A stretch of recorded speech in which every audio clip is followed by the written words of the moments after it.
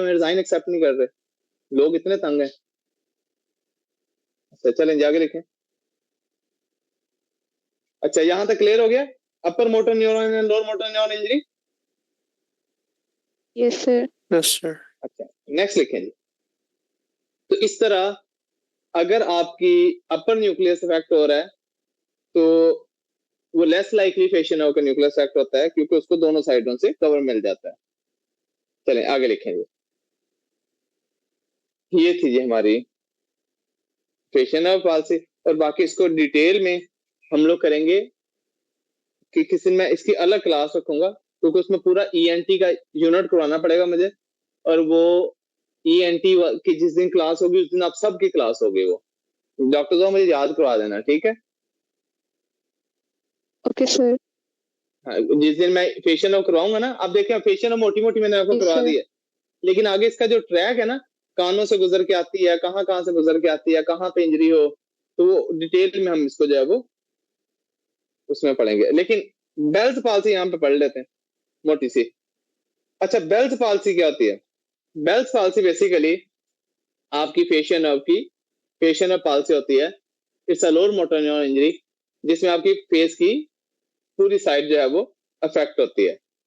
अच्छा अब ये जो बेल्स पाल्सी है इसमें होगा क्या? बेल्स पाल्सी में ज्यादातर होती है after viral infection. Viral infection, और मोस्ट कॉमनली आपको कौन सा वायरस बेल्स पाल्सी को आते हुए नजर आएगा? Herpes simplex virus, HSV virus, herpes simplex virus, ये आपको ज्यादा अफेक्ट होता हुआ, ये वायरस आपको ज्यादा बेल्स पाल्सी करता है। या वेरिसिला जूस्टर वायरस जो चिकन पॉक्स वाला होता है, VZV वायरस। ज्यादा आपको कॉमन क्वेश्चन आएगा कौन सा वायरल इन्फेक्शन होता है जो ज्यादातर आपकी फेशियल में पाल्सी करता है, तो आप लिखोगे हर्पिस सिम्प्लेक्स वायरस। अच्छा जब बेल्स पाल्सी होती है ना, तो हमने मल्टीपल इन्वेस्टिगेशन करवानी होती हैं। बेल्स पाल्सी डायबिटिक पेशेंट्स को बहुत ज्यादा होती है। Bell's palsy thyroid hormone deficiency हो, जब भी आपके पास फेशियल में पाल्सी आए ना, जब आपके पास फेशियल में पाल्सी आ जाए ना, तो आपने क्या क्या काजेज डायग्नोज करनी है? आपके पास फेशियल में पाल्सी की डायबिटिक पेशेंट तो नहीं है, मोटी मोटी चीजें बता रहा हूँ। डायबिटिक पेशेंट में फेशियल में पाल्सी बहुत होती है। उसके बाद पेशेंट हाइपोथायराइड तो नहीं है, उसको थायराइड हार्मोन की डेफिशिएंसी तो नहीं है, इसमें आपकी फेशियल में पाल्सी होती है। ठीक है, उसके बाद पेशेंट को जो है वो कोई रिसेंट वायरल इन्फेक्शन तो नहीं हुआ, उसमें जो है वो आपकी फेशियल में पाल्सी होती है। इसके बाद एक डिजीज होती है लाइम डिजीज, अभी आप सब लोग लिख लो LYME, लाइम डिजीज, ये हम माइक्रोबायो में पढ़ेंगे। लाइम डिजीज जो होती है उसमें फेशियल में पाल्सी होती है, ठीक है, और उसमें तो दोनों साइडों की फेशियल में उड़ जाती हैं, बाइलैटरल फेशियल में पाल्सी। तो ये आपकी कॉमन कॉमन काजेज हैं जो आपकी क्या करती हैं। इसके अलावा हमने हर्पीज जूस्टर पढ़ा। हर्पीज जूस्टर आपकी फेशियल नर्व को इन्वॉल्व कर सकती है, जिस तरह हमने हर्पीज जूस्टर ऑप्थेल्मिकस कहा था, इस तरह हर्पीज जूस्टर वायरस आपका फेशियल नर्व को इन्वॉल्व कर सकता है। तो facial nerve herpes zoster virus में इन्वॉल्व हो सकता है, तो इसीलिए जो आपका हर्पीज जूस्टर है। अच्छा जब हर्पीज जूस्टर फेशियल नर्व को अफेक्ट करेगी, हर्पीज जूस्टर, उसे हम कहेंगे रामसे हंट सिंड्रोम। तो रामसे हंट सिंड्रोम बेसिकली क्या होता है? आपकी फेशियल नर्व पाल्सी क्यों हुई है? Due to shingles, herpes zoster, जो हमने लास्ट क्लास में हर्पीज जोस्टर पढ़ा था कि चिकन पॉक्स वाला वायरस जब दोबारा एक्टिवेट होता है तो वो दोबारा पानी वाले दाने से निकलता है, जिसे हम हर्पीज जोस्टर कहते हैं। हर्पीज जोस्टर अगर V1 नर्व को इन्वॉल्व कर लेता था तो उसे हमने कहा था हर्पीज जोस्टर ऑप्थेल्मिकस। हर्पीज जोस्टर अगर आपका फेशियल नर्व को इन्वॉल्व कर लेता है उसे हम क्या कहते हैं जी ब्रोस? Ramsay Hunt syndrome. और इसके लीजन्स कहाँ पे निकलते हैं? अगर कानों के अंदर आपको पानी वाले दाने निकले हों तो ये रामसे हंट सिंड्रोम होगा। तो रामसे हंट सिंड्रोम में लीजन्स कहाँ पे बनते हैं जी ब्रोस? रामसे हंट सिंड्रोम में लीजन्स कहाँ पे बनते हैं हर्पीज जोस्टर के? कान पे। आपकी आपकी जो ईयर पिन्ना है, ऑरिकल जो है कान का, ये जो पिन्ना है यहाँ पे। इसीलिए अगर आपको मैं कहूँ आपके पास एक पेशेंट आया है, उसका राइट साइड की फेशियल में पाल्सी है और कानों के अंदर छाले बने हुए हैं, तो आप क्या सोचोगे? दिस इज द डायग्नोसिस जी ब्रोस? हर्पिस जूस्टर ही है, बट क्योंकि फेशियल हम इन्वॉल्व हुई है, आप क्या कहोगे इसे? जी ब्रोस। Bell's palsy. नहीं, बेल्स पाल्सी तो इस सिंड्रोम को क्या कहेंगे जब हर्पिस जूस्टर में फेशियल और पैल्सी हो जाए? Ramsay-Hunt syndrome. Ramsay Hunt syndrome. और सबसे पेपर में इंपॉर्टेंट क्लू क्या है कि फेशियल और पाल्सी है, एक साइड का चेहरा पैरालाइज है, और कानों में क्या निकले हुए हैं? वेजिकल्स हैं, पानी वाले छाले हैं बहुत ज्यादा, पानी वाले दाने हैं, तो वेजिकल्स हैं बहुत ज्यादा, तो कानों में वेजिकल्स निकले हो और एक साइड के फेशियल और पाल्सी हुई हो, तो बेसिकली हर्पिस जूस्टर ही है, लेकिन उसमें फेशियल अब इन्वॉल्व हो गया, तो दिस इज कॉल्ड, जी bro, this is called Ramsay Hunt syndrome. जी ब्रो, क्लियर है? तो ये सारी काजेस किस आपकी फेशियल नर्व को क्या कर सकती हैं? पैरालाइज कर सकती हैं। अच्छा, अगर तो आपको ड्रग ऑफ चॉइस आ जाए कि फेशियल नर्व में हम ड्रग ऑफ चॉइस क्या देंगे, आप क्या लिखोगे? जी ब्रोस, क्या लिखोगे? Steroid, prednisone. Steroid, prednisone. तो प्रेडनिसोन हम स्टेरॉइड्स देते हैं। Steroid is the drug of choice for Ramsay Hunt syndrome. तो steroid is the drug of choice, sorry Ramsay Hunt नहीं, not Ramsay Hunt, Bell's palsy. तो अगर आपको कोई वजह नहीं मिल रही फेशियल नर्व पाल्सी की, अगर आपको फेशियल नर्व पाल्सी की कोई वजह नहीं मिल रही, तो आप स्टेरॉइड्स दे दो, ठीक है? तो यूजुअली बेल्स पाल्सी की कोई वजह नहीं मिलती, तो अगर आपको बेल्स पाल्सी का क्वेश्चन आ जाता है तो आप ड्रग ऑफ चॉइस लिखोगे स्टेरॉइड, प्रेडनिसोन। लेकिन अगर वो आपको हर्पिस जूस्टर कहता है, अगर आपको हर्पिस जूस्टर कहता है, रामसे हंट सिंड्रोम कहता है, फिर हमने वो वायरल वाली ड्रग देनी है। कौन सी थी एंटीवायरल ड्रग जो हम साइक्लोविर आप आंसर लगाओगे? अगर आपको वो रामसे हंट सिंड्रोम का पूछ लेता है, फिर आप एसाइक्लोविर लिखोगे। कि अगर आपको वो बेल्स पाल्सी वर्ड कह के पूछता है, बेल्स पाल्सी ज्यादातर जब हम वर्ड कहते हैं ना, इससे मुराद होता है आपको वजह मालूम नहीं, फेशियल नर्व पाल्सी है लेकिन वजह मालूम नहीं, उसे हम बेल्स पाल्सी कहते थे। लेकिन अगर आपको पता है वजह कि ये रामसे हंट सिंड्रोम है, ये शिंगल्स हैं, फिर उसे बेल्स पाल्सी आप नहीं कहते। बेल्स पाल्सी से मुराद है जब आपको वजह नहीं पता, ठीक है? कॉमनली वायरल इन्फेक्शन होता है, फिर आप उसे बेल्स पाल्सी। जब आपको वजह पता है कि ये हर्पिस जूस्टर की वजह से है, ठीक है, ये हर्पिस जूस्टर है, ये शिंगल्स हैं, ये रामसे हंट सिंड्रोम है, फिर आप उसे बेल्स पाल्सी का यूजुअली लेबल नहीं देते। बात समझ आ गई जी ब्रोस? Yes, sir. सर जी, आई होप सब लोगों को बात समझ आ गई जी ब्रोस? जी डॉक्टर साहब आपको? Yes sir. सर मैं कह रही थी कि कोई स्टूडेंट मेरे नाम से बार बार लॉगिन हो रहा है। आपके नाम से? जी सर, प्यारी जोया के नाम से लॉगिन हुआ है। ये कौन है, जरा इनकी आईडी दिखाएं मुझे। जी सर, देखिए प्यारी जोहा के नाम से। अभी कहाँ पे है, किस नाम से आ रहा है? सर पी के नाम से, प्यारी जोहा। जी कौन है जी ये? तीसरी दफा लॉगिन हुआ है सर, ये मैंने रिमूव किया, दोबारा गेन हो गए। डॉक्टर साहब इनको, इनकी ईमेल आ जाती है जब ये लॉगिन होते हैं ना, आप लोग ईमेल, तो जी मुझे सर। जो मेरे जूम ऐप के साथ ईमेल कनेक्टेड है ना, मैं अभी इनका इलाज करता हूँ, जरा इनका जो है वो इनको जी रिमूव सर। करें, मैं क्लास के बाद इनको मैसेज करता हूँ। ये कौन है? और- आपका सारा, आपको पता है आपकी ईमेल एड्रेस वगैरह पूरी मुझे ईमेल आती है। रिमूव करें, ब्लॉक करें इनको। जी सर, कर दिया।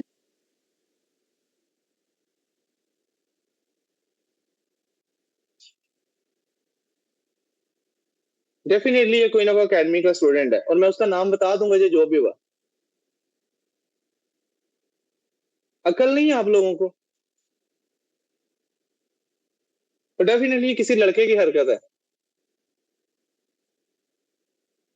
अखलाकियात से गिरी हुई हरकत करते हो।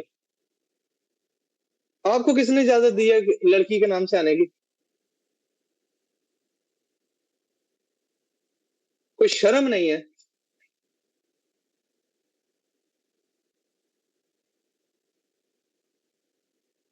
मैं डॉक्टर साहब इसको सेट करता हूँ, ये जो भी है, मैं ईमेल देखता हूँ ये कौन है। Yes sir. अकल के अंधे। कोई तहजीब होती है, कोई अखलाकियात होती हैं। हम लोग कहाँ पे थे? Sir, वो treatment पढ़ रहा था. यार जोया कोई जो है वो बंदा डॉक्टर ये और किस दिन थी ऑनलाइन? सर आज ही हुए हैं 2-3 दफा, मैंने इनको रिमूव किया फिर दोबारा मेरे नाम से लॉगिन हो गए हैं। चलो मैं इनका नाम बताता हूँ ग्रुप में, उनका मैं ग्रुप से निकालता हूँ। जी ठीक है सर। जी ब्रो, सब लोगों को क्लियर है जी? बेल्स पाल्सी अगर वर्ड आ जाए तो आप लोग क्या आंसर लिखोगे? Prednisone, sir. यस, तो आप प्रेडनिसोन लिखोगे। अगर रामसे-हंट सिंड्रोम आ जाता है फिर आप लोग क्या लिखोगे? Acyclovir. फिर एसाइक्लोविर लिखोगे। और रामसे-हंट सिंड्रोम का क्या क्लू होगा, कहाँ पे लियंस होंगे? In ear. Year pin. Yes, आपका जो एयर पिन है जिसे हम ऑरिकल कहते हैं, तो वहां पे आपके जो है वो लियंस होंगे। Sir, crocodile tears भी करेंगे? वो भी हम करेंगे फेशियल पाल्सी के अंदर, उसी में ईएनटी में, वो ईएनटी का टॉपिक है बेसिकली। Oh. आगे लिखें। हद है वैसे फ्लर्ट की, क्या नया तरीका मैंने देखा फ्लर्ट करने का। आगे लिखें जी। जी यहाँ तक क्लियर है सब लोगों को? यस जी सर। ब्रोस? Yes sir. आगे लिखें जी। Yes, sir. सारा मोड ऑफ कर दिया। नेक्स्ट लिखें। अगली नर्व है जी हमारे पास vestibulo cochlear nerve. Vestibulo cochlear nerve. अब ये जो नर्व है जी हमारी 8th क्रेनियल नर्व है, तो 7th होगी हमारी फेशियल नर्व। बाकी इस पे हमारा पूरा एक दिन लगना है फेशियल नर्व को। तो अब हमारे पास है जी vestibulo cochlear nerve, this is the 8th cranial nerve.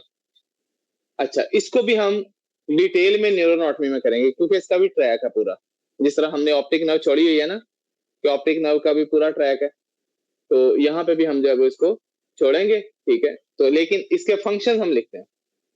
Basically जो वेस्टिबुलर कॉक्लियर नर्व है ना, इसके अंदर दो पार्ट होते हैं, एक वेस्टिबुलर पार्ट होता है और एक कॉक्लियर पार्ट होता है। एक वेस्टिबुलर पार्ट होता है और एक कॉक्लियर पार्ट होता है, ये दो पार्ट होते हैं, vestibular part and cochlear part. जो आप लोग मेरी आवाज सुन रहे हो ये कॉक्लियर पार्ट की वजह से सुन रहे हो। ये कॉक्लियर जो पार्ट होता है नर्व का, इसका काम होता है हियरिंग, आपकी लिसनिंग, जो आप मेरी बात सुन सकते हो। ये आपको 8वीं क्रेनियल नर्व का कॉक्लियर जो पार्ट है ये उसका काम है, लिसनिंग, हियरिंग। उसके बाद जो वेस्टिबुलर पार्ट है ना इस नर्व का, इसका काम है बॉडी का बैलेंस मेंटेन करना। इसका काम है बॉडी का बैलेंस मेंटेन करना। तो ये आपके बैलेंस में, मैं अगर अभी सीधा खड़ा हूं ना, मुझे चक्कर नहीं आ रहे, तो उसमें मेरी वेस्टिबुलर नर्व का भी रोल है। उसके बाद मैं ये जो सर हिला रहा हूँ, ये जैसा हेड मूवमेंट कर रहा हूँ, आप लोग अपना अपना सर हिलाओ जरा ऐसे। उसके बाद आपको देखो चक्कर आए हैं, चक्कर आते हैं ना तेजी से सर हिलाने के बाद, ये वेस्टिबुलर पार्ट का काम है सारा। आप झूले पे बैठते हो, आप झूले पे बैठते हो, कुछ लोग झूले पे बैठे उल्टियां करने लग जाते हैं, वॉमिटिंग करने लग जाते हैं, वो कौन सा पार्ट का काम होता है? वो उल्टियां आपको किस वजह से आ रही हैं? वेस्टिबुलर पार्ट की वजह से। तो आप गाड़ी पे जाते हो, आपको वॉमिटिंग आती है, कुछ लोग ट्रैवलिंग करते हैं उल्टी कर देते हैं, जिसे मोशन सिकनेस कहते हैं, उसमें भी आपका ये सारा वेस्टिबुलर फंक्शन डिस्टर्ब हो जाता है। तो वेस्टिबुलर का काम होता है आपकी जो स्टेबिलिटी है उसको मेंटेन करना और मूवमेंट्स को सेंस करना। इसको फर्दर डिटेल में न्यूरोनॉटमी में पढ़ेंगे, ये पूरा लेंथी टॉपिक है। तो लेकिन वेस्टिबुलर काम है बॉडी का balance, your head position, body balance और उसका बैलेंस। ठीक है, और जो कॉक्लियर काम है, इसका काम है सुनना, सुनाई देना। जो आप मेरी बात सुन रही है कॉक्लियर में जा रही है, कॉक्लियर पार्ट में जा रही है। अगर वेस्टिबुलर पार्ट आपका डैमेज हो जाए उसे हम कहते हैं वेस्टिबुलर डिसफंक्शन। अक्सर हम लोग, हमारे पास जब पेशेंट आते हैं ना, उनको उल्टियां नहीं कंट्रोल हो रही होती।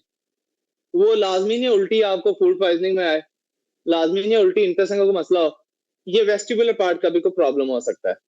तो क्योंकि वेस्टिबुलर पार्ट का काम है मोशन मूवमेंट को सेंस करना। तो जब भी आपकी वेस्टिबुलर पार्ट डिसफंक्शन होगा ना, आपको उल्टियां आएंगी, आप वॉमिटिंग करते हो, आप झूले पे बैठते हो, साथ ही उल्टी करने लग जाते हो, आपका वेस्टिबुलर सिस्टम उसमें इन्वॉल्व होता है।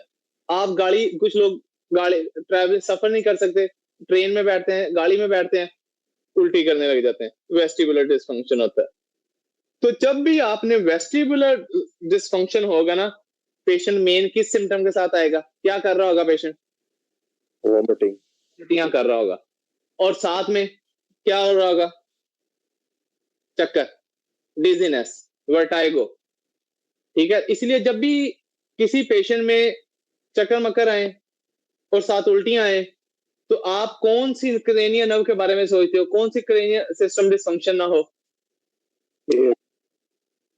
Eighth cranial nerve, vestibular part dysfunction ना हो। इसीलिए ये जो वेस्टिबुलर डिसफंक्शन है, ये आपका पता कौन सी दवाइयों से कंट्रोल होती है? अगर इस हिस्से की वजह से वॉमिटिंग है, अभी मैं आपको मोटी मोटी चीजें बता रहा हूं, अगर आपका वेस्टिबुलर सिस्टम डैमेज है और वो आपकी वॉमिटिंग का बायस है, वो आपके चक्करों का बायस है, तो आप एसिटाइलकोलिन के रिसेप्टर्स को ब्लॉक करने वाली दवाई दो, तो वो चक्कर ठीक हो जाएंगे। बेसिकली जब भी वेस्टिबुलर पार्ट आपका डिसफंक्शन होता है, आपको उस वक्त जो वर्टाइगो होता है या जो वॉमिटिंग होती है, वो आपने ठीक करनी है, तो आप एंटी मस्कैरिनिक रिसेप्टर्स ड्रग्स दो, जो मस्कैरिनिक रिसेप्टर्स को ब्लॉक करे। मतलब जब आप वेस्टिबुलर कानों का कोई प्रॉब्लम हो, कोई झूले पे बैठने से वॉमिटिंग आए, कोई सफर के दौरान वॉमिटिंग आए, जिसे हम कहते हैं मोशन सिकनेस, सफर के दौरान उल्टी आना, मोशन सिकनेस। तो अगर आपको कोई मोशन सिकनेस प्रॉब्लम है ना, इसका मतलब है आप वेस्टिबुलर पार्ट को टारगेट करोगे, और वेस्टिबुलर पार्ट को टारगेट करने जो दवाइयां करती हैं, तो आपने एंटी मस्कैरिनिक ड्रग्स देनी है, क्योंकि वेस्टिबुलर पार्ट में मस्कैनिक सेप्टर्स होते हैं। एंटी मस्कैनिक ड्रग्स आप लोग मोशन सिकनेस में एक ड्रग आती है, ड्रग होता है स्कोपोलामाइन। अब ये जो स्कोपोलामाइन ड्रग होती है, ये क्या करती है? आपके वेस्टिबुलर सिस्टम के पे जाके मस्कैनिक सेप्टर्स को क्या कर देती है? ब्लॉक। तो ये जो स्कोपोलामाइन ड्रग है, ये क्या करती है? आपके वेस्टिबुलर सिस्टम में जो मस्कैनिक सेप्टर्स हैं, उनको जाके क्या कर देती है? जी ब्रोस, उनको जाके क्या कर देती है?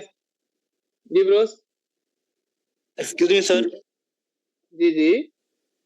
सर अगर हमें पता हो कि ये पेशेंट को ये सिम्टम आती हैं दौरान सफर, अगर हम उसको ये सिम्टम शो होने से पहले इस तरह की टैबलेट दे दें, you can, yes you can, ये भी कर सकते हैं सर, या कि हाँ, जब तक ये सिम्टम शो ना तब दें? नहीं कर सकते हैं, आप प्रोफिलैक्टिकली भी ले सकते हैं, कोई इशू नहीं। Thank you sir. तो इसका मतलब ये है कि जब आप किसी पेशेंट को स्कोपोलामाइन ड्रग देते हो, उसके मस्कैनिक सेप्टर ब्लॉक होते हैं, कौन से पार्ट के? वेस्टिबुलर पार्ट के। ठीक है, तो मस्कैनिक सेप्टर ब्लॉक करो, उल्टी कंट्रोल हो जाएगी। इनमें और बाकी तरीकों से उल्टी कंट्रोल करना मुश्किल होता है, डायरेक्ट। इसी आप एवल गोली खाते हो एलर्जी की? एवल गोली वो भी ये काम करती है, वो भी मस्कैनिक सेप्टर्स को ब्लॉक कर। अब एवल खा लो, अब एलर्जी की गोली खा लो, आप स्ट्रेमिटिल खा लो, उसमें वो होती है क्लोक्लोरपेराजिन, वो भी एंटी मस्कैनिक है। तो जो चीज एंटी मस्कैनिक है, वो आपके वेस्टिबुलर सिस्टम को जाके इनहिबिट कर देगी, और आपको क्या हो जाएगा? उल्टी आना बंद हो जाएगी। तो इसे कहते हैं वेस्टिबुलर सिडेटिव ड्रग्स। जो चीज में, ये मैं आपको इसलिए बता रहा हूं, आपकी थोड़ी टर्मिनोलॉजी खुल जाए। जब आप कोई पढ़ते हो ना वेस्टिबुलर सिडेटिव ड्रग्स, मतलब ये दवाइयों में नींद होती है। वेस्टिबुलर सिडेटिव ड्रग्स, एक तो इनसे नींद आती है ये दवाइयां से, ठीक है। दूसरा, ये जो वेस्टिबुलर सिडेटिव ड्रग्स होती हैं, ये आपके वेस्टिबुलर सिस्टम को जाके इनहिबिट करती हैं, मस्कैनिक सेप्टर्स को जाके ब्लॉक करती हैं। जब आपके मस्कैनिक सेप्टर्स ब्लॉक हो जाएंगे वेस्टिबुलर पार्ट में, आपको उल्टी आना बंद हो जाएगी। क्लियर है? आगे चलें जी। जी ब्रोस, Yes, मुझे sir. बता दें पेपर में, scopolamine is a drug of choice for motion sickness. Yes, motion sickness. ठीक है, वो बेसिकली वेस्टिबुलर पार्ट को। तो ये आपकी थी 8th क्रेनियल नर्व, जो अभी हम इसको आगे फर्दर नहीं पढ़ रहे। इसका मतलब अगर 8th क्रेनियल नर्व डैमेज हो जाए आपको 2 प्रॉब्लम आएंगे। और अच्छा ये जो वेस्टिबुलर पार्ट है ना, अच्छा अब अभी बस इतना लिखो, अगर आपकी 8th क्रेनियल नर्व डैमेज होती है, एक तो आपकी जो है वो वर्टाइगो, एक आपका ना ये पार्ट होता है, एक आइज की मूवमेंट होती है, उसे हम कहते हैं निस्टैग्मस। ये आपको ना न्यूरोनॉटमी में अच्छी तरह समझ आने, निस्टैग्मस। ये जो निस्टैग्मस होता है ना, ये आपकी आइज हिल रही होती है, इस तरह ऑसिलेटरी मूवमेंट, आइज इस तरह जिस तरह वाइब्रेट नहीं कर रही होती, इस तरह खुद ब खुद ही हिल रही होती है, ठीक है, निस्टैग्मस। तो पेशेंट को मेन निस्टैग्मस मिलेगा, ये भी हम आगे पढ़ेंगे, ये सारे न्यूरोनॉटमी के टॉपिक्स हैं। तो निस्टैग्मस मिलेगा, ठीक है, आपको हीरिंग लॉस मिलेगी, और आपको वॉमिटिंग होगी जब भी आपकी 8वीं क्रेनियल नर्व डैमेज होगी। जी ब्रोस, क्लियर है? आगे चलें। सर जी जी सर, ये वोमिटिंग जो है वो 10th क्रेनियल नर्व की वजह से भी होती है ना, वेगस नर्व की वजह से? उसकी वजह से भी होती है, लेकिन अगर उसके इंटरसाइनल सेप्टर्स स्टिमुलेट हो, वो इंटरसाइनल स्टिमुलेशन से होती है, ठीक है, सेरोटोनिन उसको स्टिमुलेट करती है ना। जी ठीक है सर। हाँ, वो इंटरसाइनल के लेवल पे होती है। तो जी ब्रो, यहाँ तक क्लियर है? आती मेरा जरा समझ। सर वो nystagmus hearing loss के बाद क्या था एक और? क्या चीज? वो nystagmus, फिर उसके बाद hearing loss, फिर एक और चीज आपने बोली थी। स्टैग्मस, हियरिंग लॉस, तो यही 2 लिख लो अभी मैंने। वॉमिटिंग, ठीक, वॉमिटिंग, ओके सर। टिनाइटस, कान बजना, ये सारे आपके 8वीं नर्व इंजरी में हो सकते हैं। टिनाइटस, ठीक है, ये सारी कंडीशंस आपकी इसमें हो सकती हैं। अच्छा, तो उसके बाद है जी नेक्स्ट नर्व है जी हमारी। अच्छा, अब नेक्स्ट नर्व है हमारी, उसका नाम है जी 9th क्रेनियल नर्व, जिसका नाम है जी ग्लोसोफरेंजियल नर्व। बहुत इंपॉर्टेंट नर्व, जो आपको जरूर पेपर में क्वेश्चन आएगा। ग्लोसोफरेंजियल नर्व, इसकी हेडिंग दे दें 9th क्रेनियल नर्व।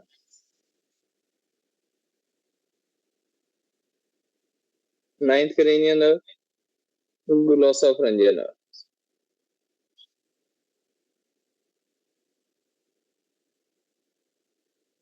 तो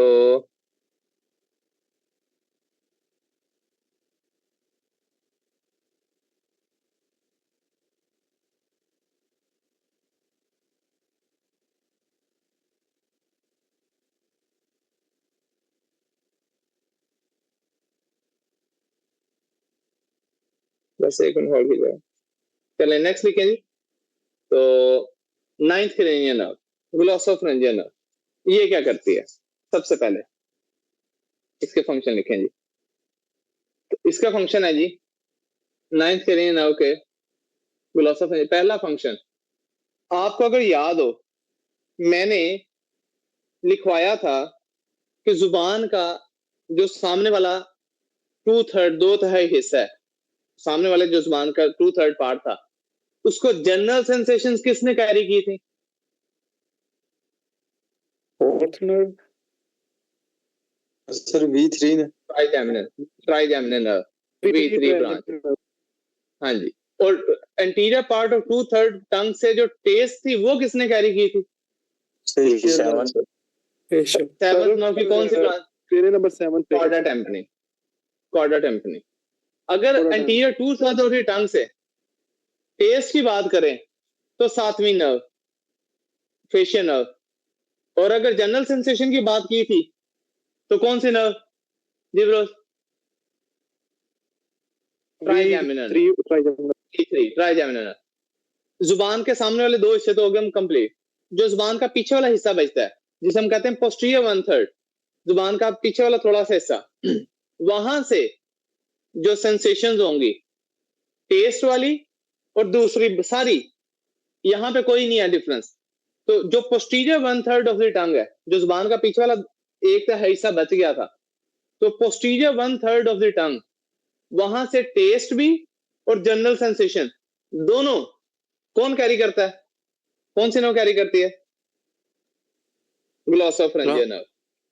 ग्लॉसोफरेंजियल नर्व आपकी क्या करती है, जो कि 9th क्रेनियल नर्व है, जो आपकी क्या करती है, जो आपकी पोस्टीरियर टंग से जुबान के पीछे वाले पार्ट से, मतलब इस जगह से एंटीरियर 2/3 तो ट्राइजेमिनल फेशियल का काम था, ये वाला जो हिस्सा है पोस्टीरियर 1/3, ये वाला जो पार्ट है आपका टंग का, यहां से टेस्ट भी और जनरल सेंसेशन भी दोनों एक ही नर्व का काम है। कौन सी नर्व लिखोगे पेपर में?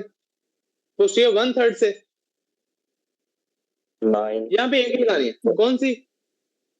9th cranial nerve, glossopharyngeal nerve. तो इसका मतलब ये है कि ये जो ग्लॉसोफरेंजियल नर्व है, ये आपकी क्या करती है, ग्लॉसोफरेंजियल नर्व।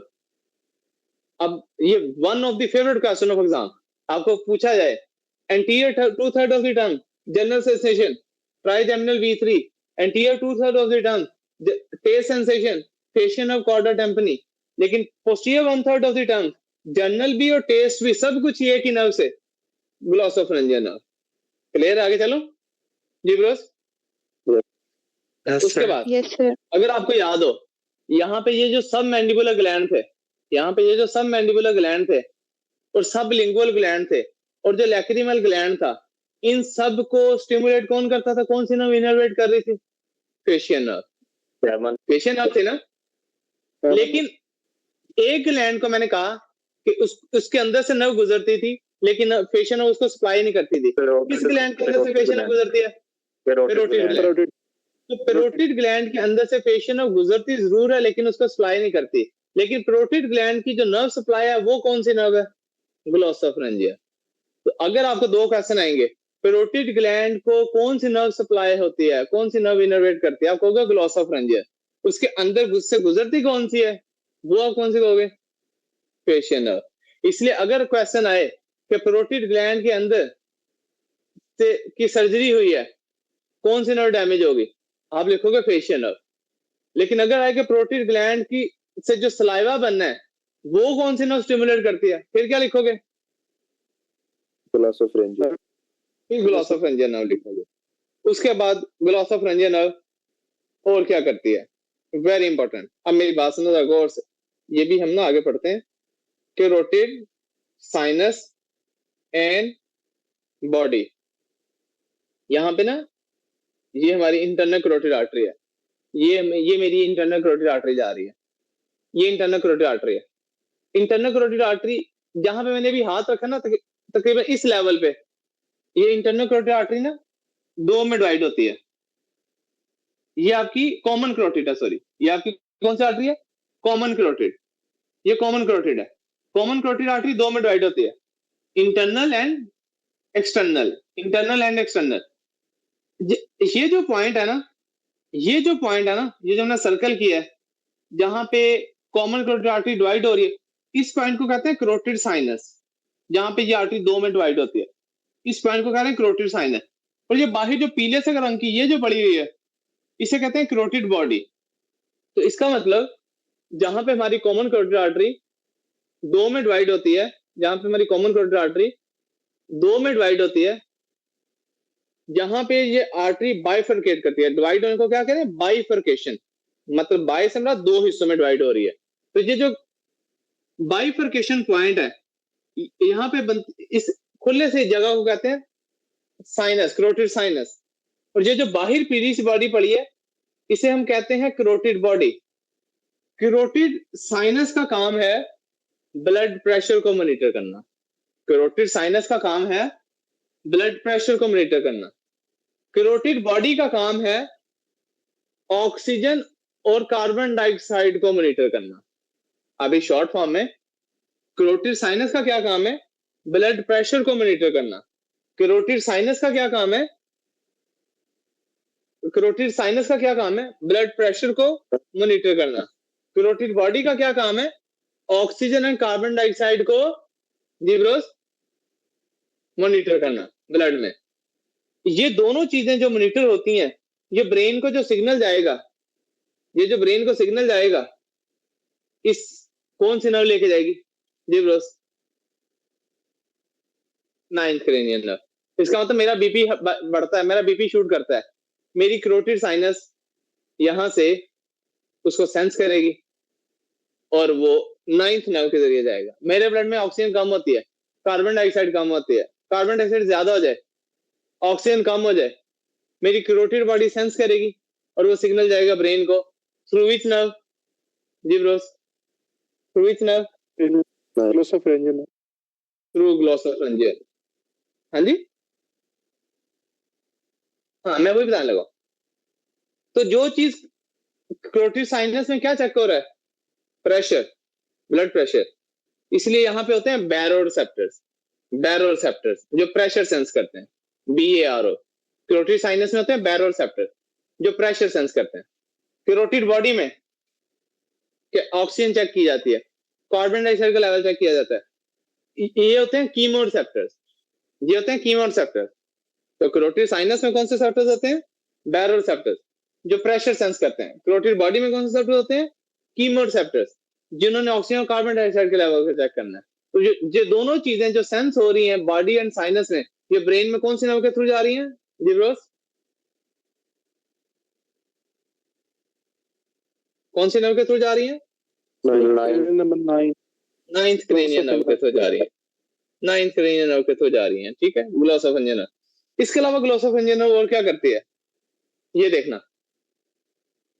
ये मैंने अभी थूक निकला है, तो मेरी ये जो फेरेंक्स है इसको एलिवेट करती है। तो ये ग्लोसोफरेंजियल नर्व क्या करती है? आपकी फेरेंक्स एंड लेरेंक्स को एलिवेट करती है, फेरेंक्स एंड लेरेंक्स को एलिवेट करती है, फेरेंक्स एंड लेरेंक्स को एलिवेट करती है, फेरेंक्स एंड लेरेंक्स को एलिवेट करती है। तो ये आप लोगों ने जरूर याद रखना है ब्रो, जो कि बहुत इंपॉर्टेंट है। अच्छा, उसके बाद नेक्स्ट लिखें जी। तो ये आप लोगों ने ग्लोसोफरेंजियल नर्व के मोटे मोटे फंक्शन याद रखने हैं। इसका मतलब ग्लोसोफरेंजियल नर्व यहाँ पे एक मसल को सप्लाई करती है जो फेरेंक्स और लेरेंक्स को एलिवेट करने में हेल्प करता है। वो मसल कौन सा होता है? मसल का नाम लिखना है जरूर, स्टाइलोफ्रेंजियस मसल। अगर आपको मैंने यहाँ पे लिखवाया ना ये फेरेंक्स और लेरेंक्स को एलिवेट करती है, तो उसके आगे मसल लिख दो, ये मसल आता है पेपर में। तो बताओ जी कौन सा मसल है जिसको 9th क्रेनियल नर्व सप्लाई करती है? लिखा होगा स्टाइलोफ्रेंजियस मसल। अच्छा, अब उसके बाद अब आप एक चीज और देखना, आप गले में अगर ऐसे ये उंगली अपने गले में मारो या टूथब्रश करते हुए टूथब्रश ज्यादा पीछे चला जाए, उल्टी आती है ना, क्या की कैफियत होती है ना, गले में कोई चीज लगे, थ्रोट में, पेरेंट्स में, इसे कहते हैं गैग रिफ्लेक्स। तो गैग रिफ्लेक्स कौन सी नर्व की वजह से चलता है? जी ब्रोस, गैग रिफ्लेक्स कौन सी नर्व की वजह से चलता है जी? ये वाला, ये देखें, ये स्पैचुला है, ठीक है, वो पीछे थोड़ा सा गले को टच करेंगे ना फेरेंक्स को, वो पीछे फेरेंक्स है, ये पोस्टीरियर फ्रेंजियल वॉल को, ये थोड़ा सा पोस्टीरियर फ्रेंजियल वॉल को टच करेंगे ना तो पेशेंट वो उल्टी वाली कैफियत होगी। ठीक है, उल्टी, गैग रिफ्लेक्स चलता है। तो गैग रिफ्लेक्स कौन सी नर्व मीडिएट करती है? जी ब्रोस, जल्दी से बता दो। ग्लोसोफरेंजियल नर्व। ग्लोसोफ्रेंजियल नर्व। तो ग्लोसोफ्रेंजियल नर्व जो होती है ये आपकी गैग रिफ्लेक्स के भी कंट्रोल करती है। जी ब्रोस। तो डॉक्टर जोहा माइक्रोफोन ऑन करें। Yes sir. चलें, जो अभी तक पढ़ा है इसको रिवाइज कर दें। सर मैंने लिखा नहीं है। ये रिवाइज कर दें जी। अभी तक असल महमूद माइक्रोफोन ऑन करो। जो अभी तक पढ़ा है इसको 2 मिनट में रिवाइज करो, फिर आगे पढ़ाओ।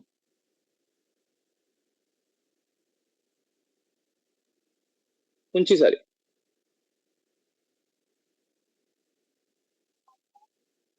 सर मैं नमाज पढ़ लूँ? जी जी, 2 में आप कौन सी नमाज पढ़नी है आपने? मगरिब की। पढ़ लो तब तक ये रिवाइज हो रहा है जी। असल स्टार्ट करो।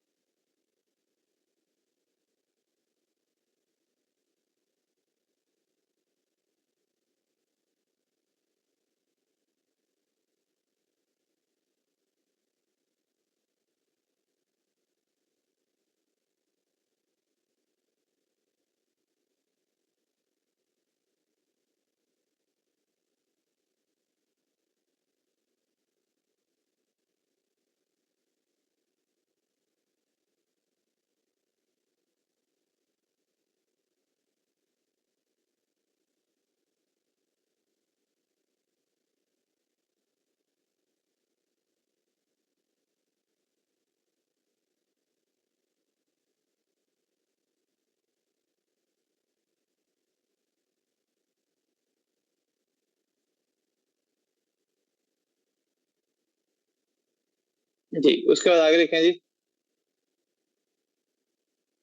नेक्स्ट लिखें जी, अगली हमारी नर्व है जी, that is 10th cranial nerve, vagus nerve, very important. अच्छा, वेगस नर्व जो है आपकी, ये मल्टीपल आपकी सबसे लॉन्गेस्ट नर्व है, पहले तो सबसे लंबी क्रेनियन नर्व है।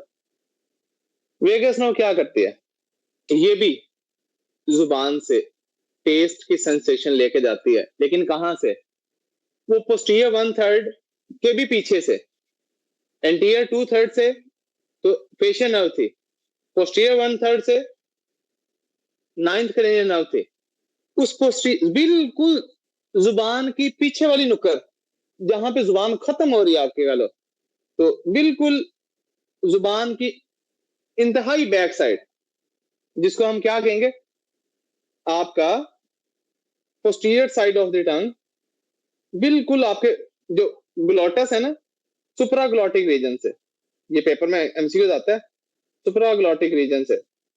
तो बेसिकली ये आपकी टेस्ट सेंसेशन कहां से कैरी करती है, ऑलमोस्ट यहां से, ये सुप्राग्लॉटिक रीजन से।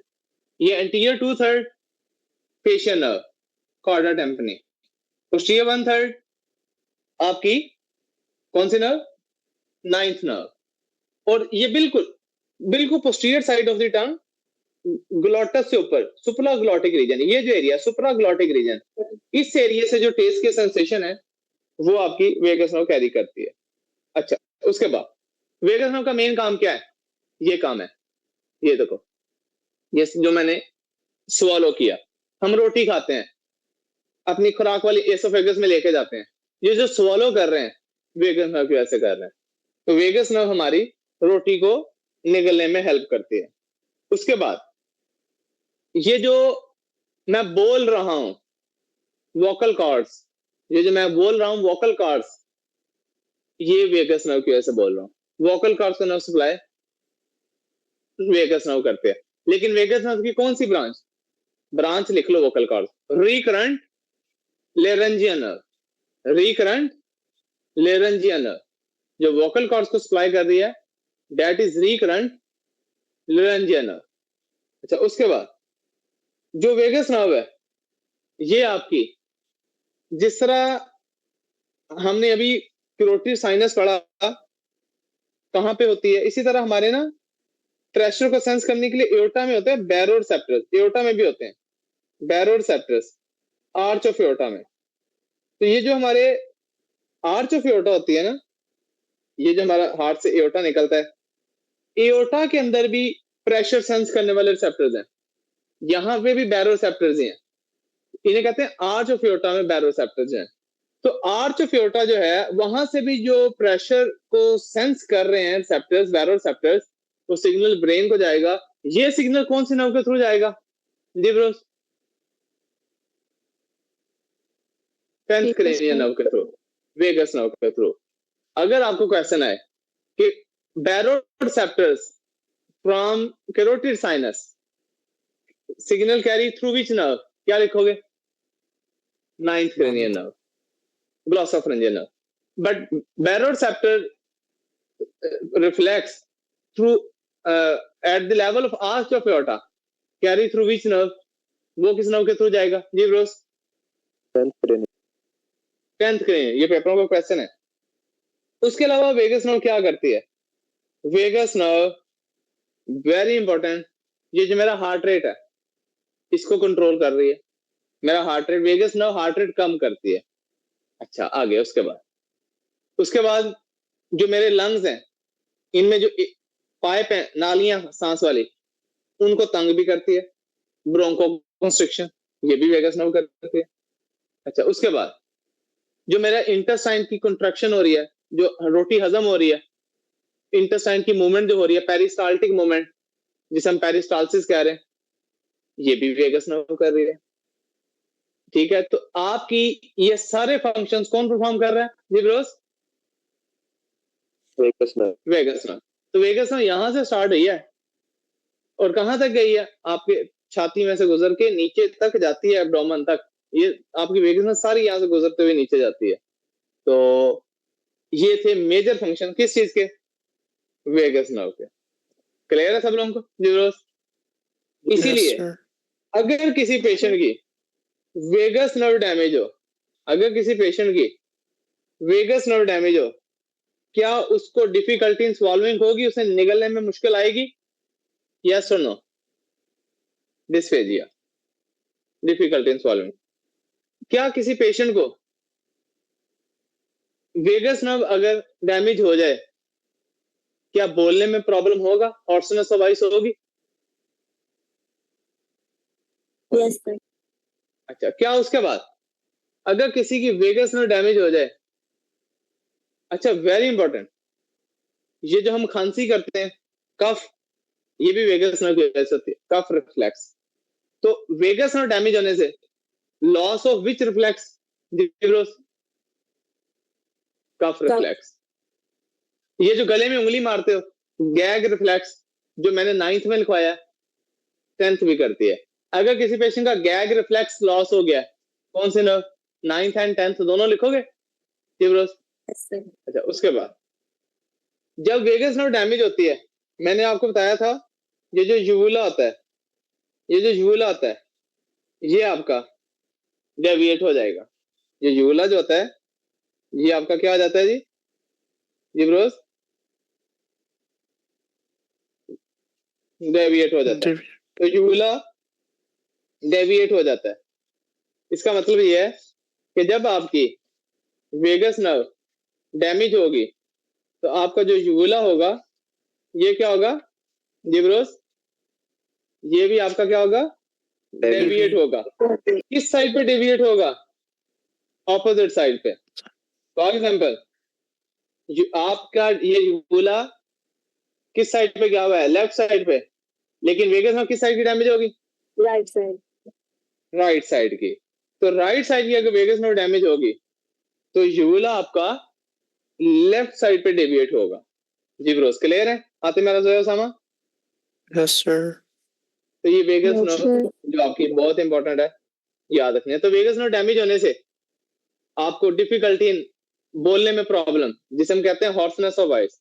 वेगस नर्व डैमेज होने से कफ रिफ्लेक्स लॉस हो जाएगा।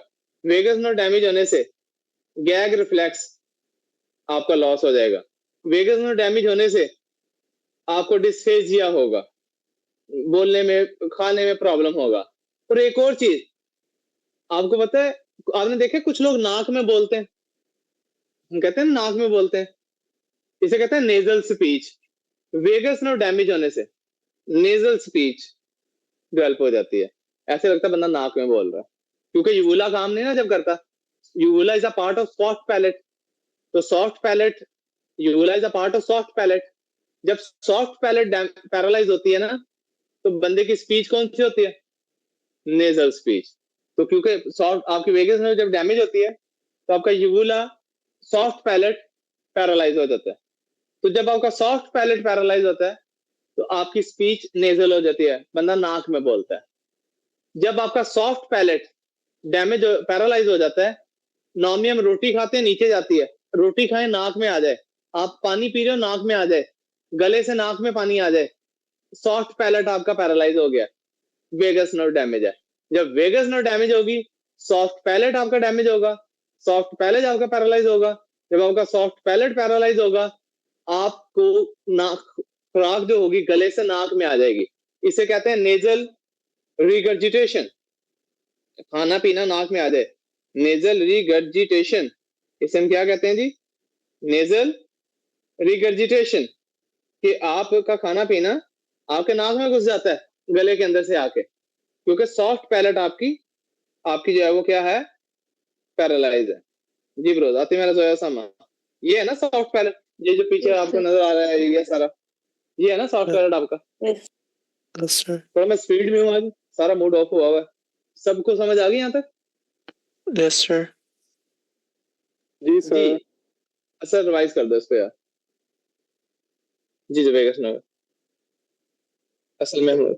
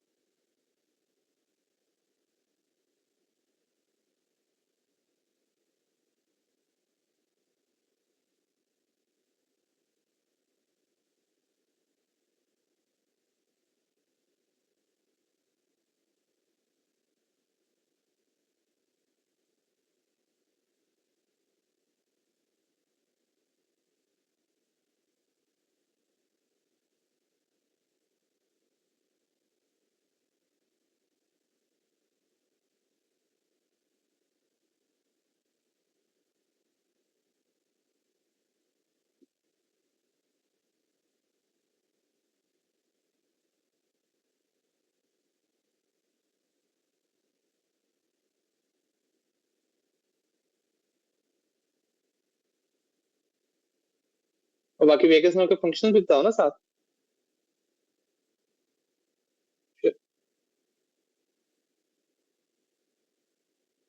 अच्छा बता दिए सारे, बैरोसेप्टर रिफ्लेक्स वगैरह ये वो।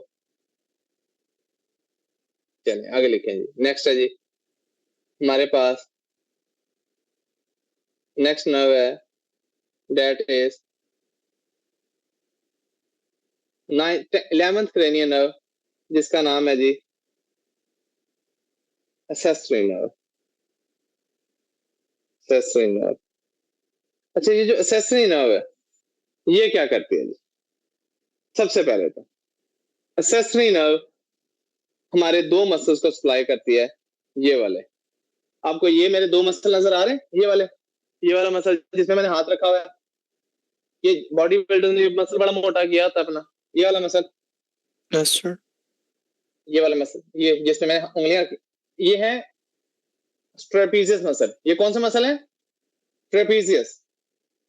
और उसके बाद ये वाला मसल, ये वाला जो मसल होता है, ये जो गर्दन से जा रहा था ऐसे लंबा सा, ये वाला sternocleidomastoid muscle. Sternocleidomastoid muscle, sternocleidomastoid muscle.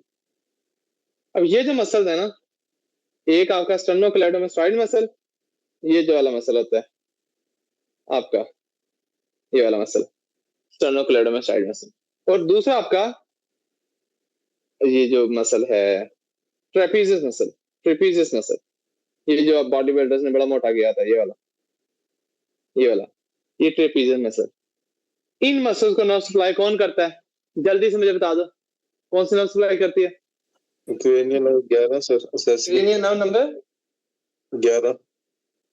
Cranial nerve number 11, accessory nerve. अच्छा मेरी बात सुनना, अब होता क्या है, ये मैंने हेड किस साइड पे टर्न किया? राइट साइड पे।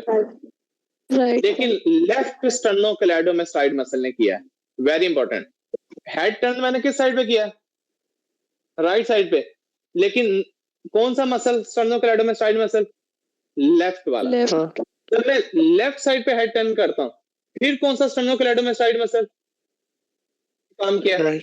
इसका मतलब जब आप राइट साइड पे हेड टर्न करते हैं तो लेफ्ट साइड का, और जब लेफ्ट साइड पे हेड टर्न करते हो तो ये उल्टा रखना है यार।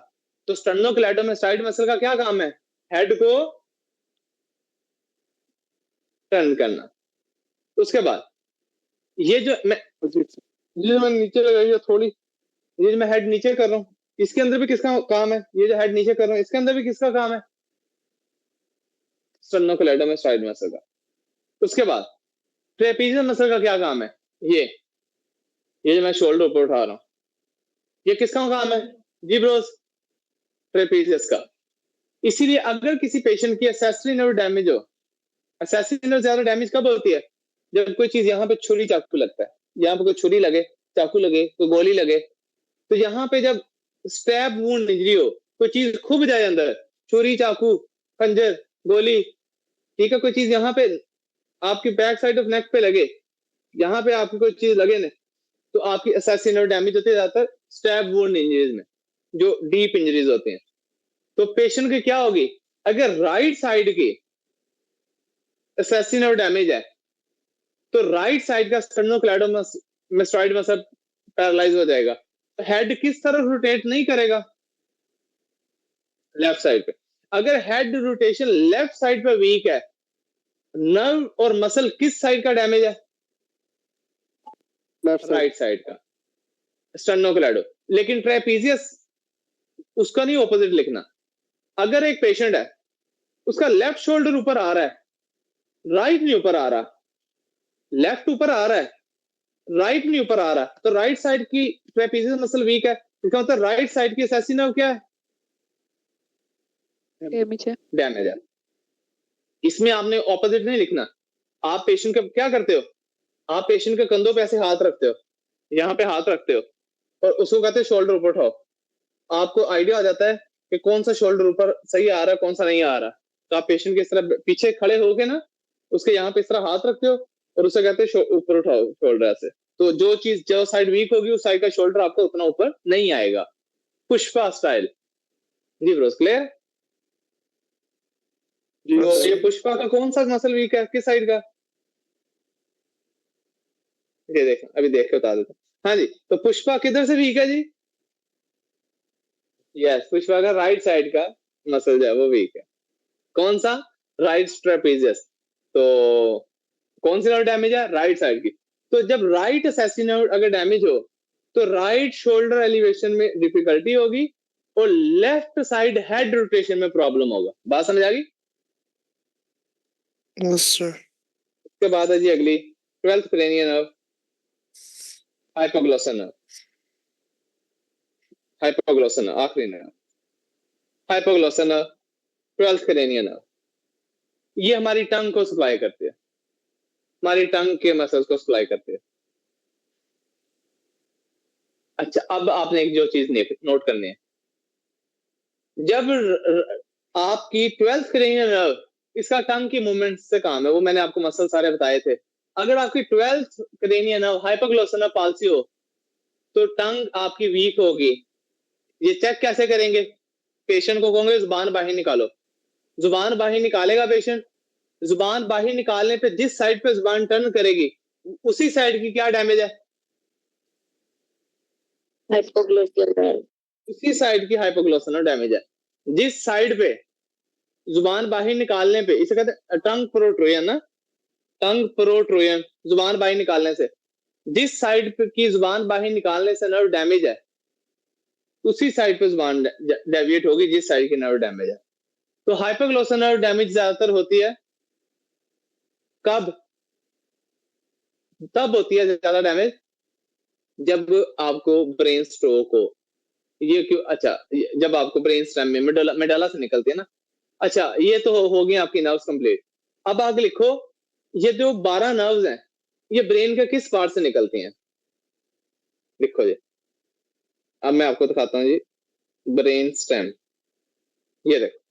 बेसिकली जब हम वर्ड कहते हैं ना ब्रेन स्टेम, तो उसमें 3 चीजें आती हैं, मिड ब्रेन, पोन्स, मेडुला।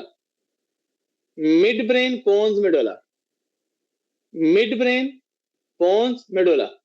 अब आपने याद क्या करना है? ये देखना, मिड ब्रेन से कौन सी नर्व्स निकलती हैं?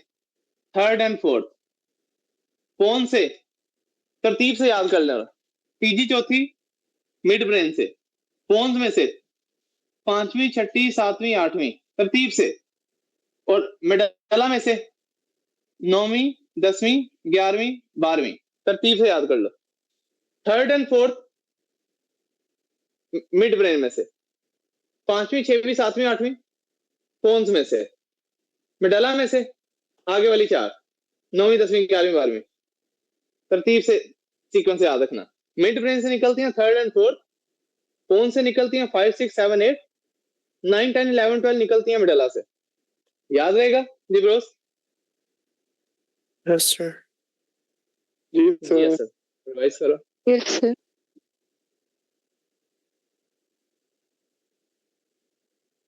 जी यस सर, रिवाइज करो।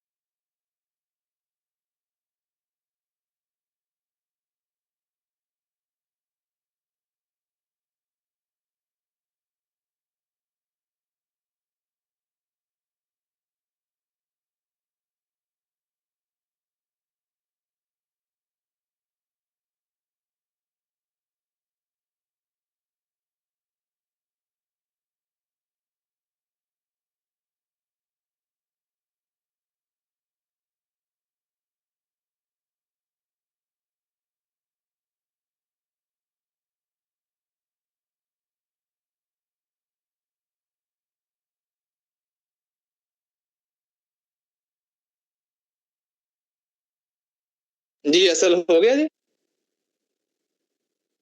चलें जी, बाकी इंशाल्लाह हम कल करेंगे। और अल्लाह हाफिज़ सर जी। डॉक्टर जोहा आप एडमिन है, क्लास खत्म कर दें। Okay sir.